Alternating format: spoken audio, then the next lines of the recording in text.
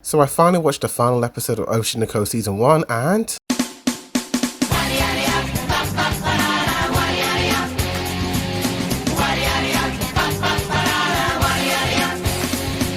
Yo, what's good, it's your boy the Views, and heavy spoilers for Oshi Season 1 finale, you have been warned. It's been a while since I last talked about Oshi on this channel. I'll give my brief thoughts on the last 3 episodes I missed out. Episode 8, I think the main highlight of episode 8 was the kiss between Arcane and Aqua. Aqua realized that Arcane was starting to act like and Aqua, being the scheming little boy, decides to use Arcane for his schemes to try and discover what's happened to I think that will then lead into season 2 because we don't really see too much of Arcane in the last 3 episodes. We then end that particular episode with Aqua wanting to recruit Mem into joining the B Komachi idol group. And then we go to episode 9. Apart from the Mem backstory sequence of her working really hard to help her mom get better and to take her brothers into college, I'm not gonna lie, Mem feels like a copy and paste version of Ruby. I don't know, I just wasn't really feeling this character, to be honest with you. She just felt very similar to Ruby, and honestly she felt more like a twin to her than Aqua does to Ruby. The only interesting thing about her is that she's 25 years old. But yeah, I found this episode a little bit dull to watch. Not really much happened. You just see the girls practicing singing, and towards the end watching a slightly younger version of Kana singing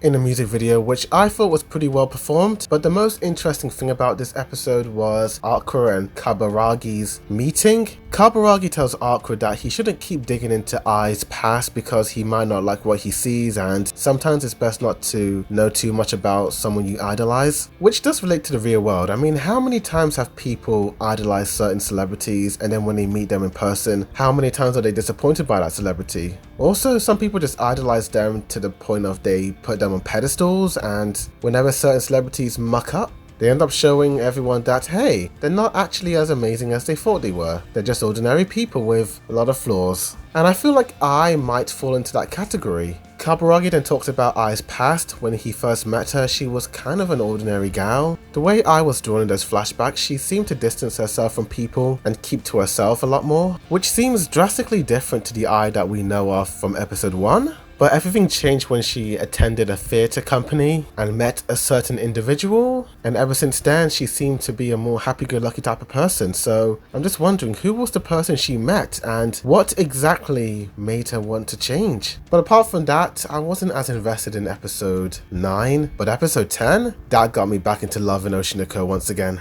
The episode mainly focuses on Kana and how she isn't really feeling being the main singer of the band. In fact, she keeps putting herself down all the time. She hates hearing the compliments that people give her because she feels like those comments have empty meaning and words and all that jazz. But when Payeon starts complimenting her for who she is as a person, I feel like that definitely lights a spark in her and gets her going again. Although I must admit that I found the scene of her saying that she could fall for this guy to be quite unrealistic and a little bit ludicrous. It felt like a very anime-esque moment. I mean, she barely knows the dude. I suppose it was around this time that I started suspecting that could Payeon be Aqua in disguise? That was all pretty much confirmed when Mem said that PN and Aqua had the same stature. But man, the more we get into this episode, the more I get so depressed every single time we see Arcane on screen because she is such a gloomy gal. She's so negative every single time she's talking to someone. But I like how Ruby gives her perspective on it and talks about her previous life. Very sad times, and then she became a Taku idol fan and then met the sensei dude and she fell in love with him. Very odd. I never really got that vibe between the two of them when we saw them in the first episode. I don't know why, but I feel like this show keeps inserting unnecessary romantic moments when it doesn't need to have those moments in, especially with the whole situation between Kana and Aqua. Kana sees that Aqua and Arcane kissed on that reality TV show, and ever since then she's been feeling super jealous and bitter towards Aqua. I don't know, every time I see romantic moments in anime I just sort of zone out. I don't know, I just don't feel like it's necessary in this type of show. It just feels like some sort of unnecessary fan service, which in my opinion I do feel like that romantic element is servicing certain people who are watching this show, so I'm happy for them, but for me, I'm just not feeling it, mate. The whole situation just feels so petty catty and silly to me. But with the romance rant out of the way, I really like the scene where Kana and the rest of the gals go to the festival and the backstage dressing area is just absolutely chaotic. I love how they don't romanticize the festival life, how it's not all fun and games and singing and dancing. Very disorganized. There's a lot of drama and chaos and stress. We also get to see more into Kana's past, how people would be disappointed with her when she couldn't meet the expectations of the crowd. When she got older, her agency didn't need her anymore because she was no longer that little sweet cute girl anymore. She became a teenager. She also has abandonment issues, feeling like people don't need her anymore. I think her parents left to go off to the countryside. I'm not quite sure why her mom wanted to go and live with her parents and leave Kana all by herself. Honestly, that was quite of a plot hole. They never quite explain why the mom up and left. It makes it look quite bad.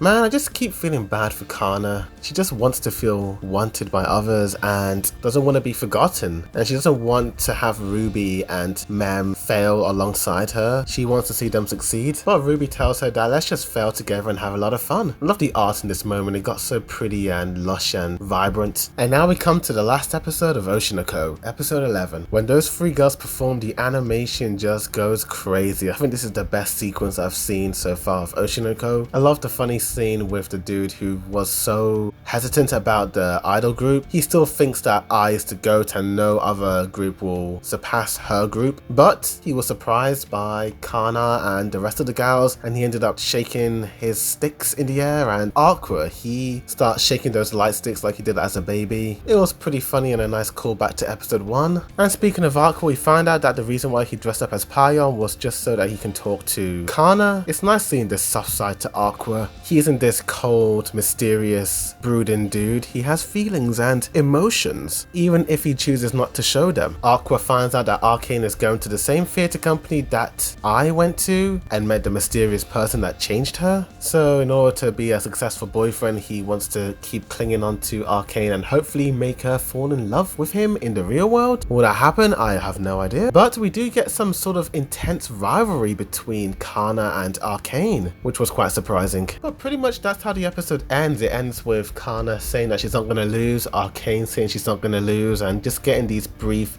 montage scenes of characters. And it ends with Aqua saying that he will find out who killed I, but when? Season 2, hopefully. But yeah, that's how season 1 ended. Not gonna lie, very anticlimactic. I was expecting a whole lot more from this episode. Yeah, it just sort of ended and that's it. Overall, I've really enjoyed this series. Although some of the romantic elements don't work for me, maybe they focus less on the romance and more on just getting the plot going. I just found the whole mystery of what happened to I to be the most interesting aspect of this show, as well as some of the sad backstories with some of the girls. But man, this finale was a bit of a letdown. At least we could have gotten some new information into I, but nothing at all. The show shines when it dives deep into the characters' mentality and what certain people have gone through in the past and how they let their past define who they are in the present. There's a lot of sad backstories throughout this show, but it looks like it's gonna be all sunshine and rainbows, hopefully, with this next arc. I think I'll give this episode a 7 out of 10 and a B+. What did you think of this episode and this series overall? Tell me. Like this video, subscribe for more anime reactions, reviews, comparisons, breakdowns, rankings and more. But thank you for watching, and as always, a boy do the view, signing out.